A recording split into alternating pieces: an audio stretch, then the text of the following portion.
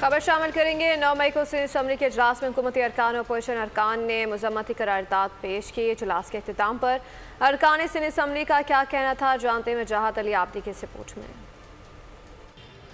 9 मई तारीख का सिया दिन था, जिसके हवाले से सिंध असम्बली के अंदर आज इजलास रखा गया। अरकान सिंध असम्बली की जानिब से करारदाद पेश की गई और 9 मई के वाक़यात की मजम्मत की गई। आइए चलते हैं अरकान सिंध असम्बली की जानिब और उनसे जानते हैं कि वो उस पर क्या राय रखते हैं।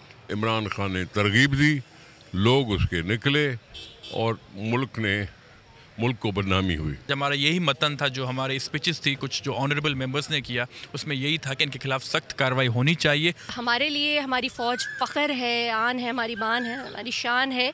तो ये तो इंतहाई गलत चीज़ हुई है, जो बहुत जिसकी शदीद मजम्मत जितनी की जाए वो कम है। इनको करारवा की सज़ा मिलनी चाहिए ताकि हमारी रियासती इदारे मजबूत हों और हमारे मुल्क पाकिस्तान मुस्तहकम हो।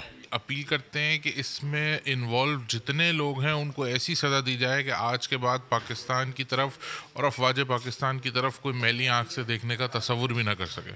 आज देखिए, आपने सुना, हुकूमती अरकान हो या अपोजिशन अरकान, दोनों ही 9 मई के वाक़यात की मजम्मत करते हुए नज़र आते हैं और दोनों ही अरकान का कहना है कि 9 मई के अंदर मुलव्विस अफराद को सख्त से सख्त सज़ा दी जाए। कैमरामैन नज़ाकत अली के साथ वजाहत अली आब्दी, बोल न्यूज़, कराची।